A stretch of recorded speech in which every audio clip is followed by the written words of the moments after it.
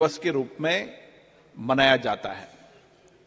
सभी राष्ट्रों और लोगों के बीच शांति के आदर्शों को स्मरण और उन्हें सुदृढ़ बनाने के लिए इस वर्ष का अंतर्राष्ट्रीय शांति दिवस का विषय शांति के लिए कार्य हैशटैग वैश्विक लक्ष्यों के लिए हमारी आकांक्षा। भारत विश्व शांति को प्रोत्साहित देने के लिए सदैव विभिन्न देशों के बीच सहयोग को बढ़ावा देने, परस्पर संवाद के माध्यम से आपसी टकराव का समाधान करने और वैश्विक एवं क्षेत्रीय शांति अहिंसा के आदर्शों को संरक्षित एवं संवर्धित करने के लिए प्रतिबद्ध रहा है। हमारी संस्कृति सदियों से अहिंसा की रही है। आइए हम इस अंतर्राष्ट्रीय शांति दिवस पर एक ऐसे विश्व के निर्माण के लिए संवाद, संवेदनशीलता, सहिष्णुता और सहयोग की भावना से काम करें ताकि हम एक शांतिपूर्ण विश्व का सपना साकार कर सकें।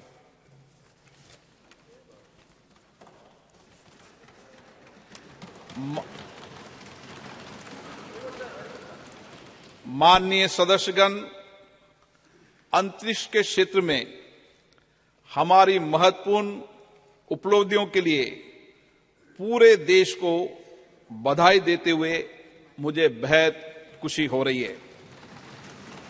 इन उपलब्धियों से प्रत्येक भारतीय गौरवान्वित हुआ है और वैश्विक स्तर पर हमारे देश का कद बढ़ा है। 23 अगस्त 2023 को चंद्रमा के दक्षिणी ध्रुव के पास उतरने वाला पहला देश बनकर हमने एक ऐतिहासिक उपलब्धि हासिल की है। चंद्रयान 3 की मिशन की सफलता हमारे वैज्ञानिकों के अथक प्रतिबद्धता का प्रमाण है, जो निरंतर ब्रह्मांड के सुदूर क्षेत्रों तक पहुंचने का प्रयास करते आए हैं। इस सदन के माध्यम से मैं इस अभूतपूर्व उपलब्धि के लिए इसरो के सभी वैज्ञानिकों और इंजीनियरों और भारत के लोगों को बधाई देता हूं। भारत विश्व कल्याण के लिए अपनी सफलताओं और उपलब्धियों को दूसरों के साथ साझा करने में विश्वास रखता है। इसलिए हमने चंद्रयान 3 की सफलता को विश्व के वैज्ञानिक समुदाय और पूरी मानवता को समर्पित किया है।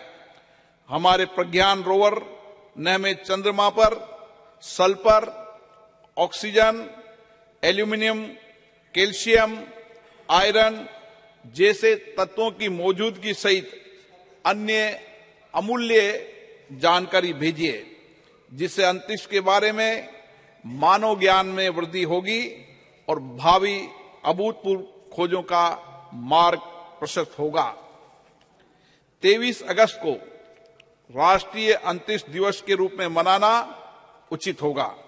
एक ऐसा दिन होगा जो हमारी भावी पीढ़ियों को जीवन में उच्च महत्वाकांक्षाएं रखने और उन्हें साकार करने के लिए कड़ी मेहनत के लिए प्रेरित करता रहेगा। मैं चंद्रमा पर चंद्रयान 2 के पद चिन्हों को तिरंगा पॉइंट और चंद्रयान 3 के लैंडिंग स्थल को शिव शक्ति पॉइंट का नाम दिए जाने का भी स्वागत करता हूं। ये नाम हमारी सदियों पुरानी विरासत के सम्मान के साथ हमारी वैज्ञानिक महत्वाकांक्षाओं और प्रयासों के प्रतीक हैं। अंतरिक्ष अन्वेषण के क्षेत्र में प्रगति जारी रखते हुए चंद्रयान 3 की सफलता के 10 दिनों के भीतर हमने 2 सितंबर 2023 को अपना पहला सौर मिशन आदित्य L1 लॉन्च किया। ये सूर्य का अध्ययन करने वाला हमारा पहला वैज्ञानिक मिशन है, जिससे सूर्य के भीतर होने वाली भौतिक प्रक्रियाओं और पृथ्वी पर उनके प्रभाव के बारे में जानकारी में वृद्धि होगी। चंद्रयान 3 और आदित्य L1 सफल अंतरिक्ष कार्यक्रम होने के साथ ही भारत की वैज्ञानिक और तकनीकी शक्ति के उदय और हमारी प्रतिभा और क्षमता के प्रतीक हैं। इन दोनों मिशनों में बड़ी संख्या में महिला वैज्ञानिकों ने आगे बढ़कर नेतृत्व किया है, जिससे नए भारत में महिलाओं के योगदान का पता चलता है। इन दोनों मिशनों को पूरी तरह से भारत में डिजाइन और निर्मित किया है। हमारे अंतरिक्ष कार्यक्रम की जो बात दूसरों से अलग करती है, वह हमारी सभी परियोजनाओं में कम लागत। इससे अंतरिक्ष प्रौद्योगिकी में हमारी बढ़ती क्षमताओं के साथ साथ हमारे वैज्ञानिकों की प्रतिभा का परिचय भी मिलता है। इन उपलब्धियों के फलस्वरूप भारत ने अंतरिक्ष के क्षेत्र में विश्व में अग्रणी देशों में अपना स्थान बनाया है। ये सभी उपलब्धियां प्रधानमंत्री माननीय नरेंद्र मोदी जी के नेतृत्व में भारत सरकार के अथक प्रयासों से संभव हुई है। प्रधानमंत्री बनने से पहले भी श्री मोदी जी अंतरिक्ष में गहरी रुचि रही है और चंद्रयान मिशनों के साथ उनका गहरा भावनात्मक जुड़ाव रहा है। 2008 में जब चंद्रयान 1 का सफल प्रक्षेपण हुआ था, वो इसरो गए और व्यक्तिगत रूप से वैज्ञानिकों को बधाई दी। 2019 में जब अंतिम समय में कुछ तकनीकी खराबी के कारण चंद्रयान 2 वांछित उद्देश्य प्राप्त नहीं कर पाए, तो उन्होंने हमारे वैज्ञानिकों के बीच जाकर उन्हें विफलताओं की चिंता किए बिना लक्ष्य प्राप्ति के प्रयास के लिए प्रेरित किया। कोविड-19 के समय जब पूरी दुनिया संकट में जूझ रही थी, ऐसे में माननीय प्रधानमंत्री श्री नरेंद्र मोदी जी इस विपदा का उपयोग अवसर के रूप में किया करते हुए अंतरिक्ष क्षेत्र सहित देश की अर्थव्यवस्था के विभिन्न क्षेत्रों में महत्वपूर्ण सुधार लाने के लिए प्रयासरत रहे। उनके इन्हीं प्रयासों के फलस्वरूप हम विश्व अंतरिक्ष शक्ति बनने की दिशा में आगे बढ़ रहे हैं। पिछले कुछ सालों में अंतरिक्ष स्टार्टअपों की संख्या में रिकॉर्ड वृद्धि हुई है। पिछले साल निजी क्षेत्र में निर्मित पहले रॉकेट विक्रम एस का प्रक्षेपण हुआ है। युवा स्कूली छात्रों ने 2 उपग्रह आजादी सेट और आजादी सेट 2 लॉन्च किए। अंतरिक्ष प्रौद्योगिकी क्षेत्र में हमें महत्वपूर्ण सफलता मिली है, जैसे प्रक्षेपण वाहनों का परीक्षण एक बार में 104 उपग्रह लॉन्च करके हमने विश्व रिकॉर्ड बनाया है। इन उपलब्धियों के फलस्वरूप भारत में दुनिया का नजरिया बदला है। हमारे देश को लेकर विश्व समुदाय के दृष्टिकोण में बदलाव आया है।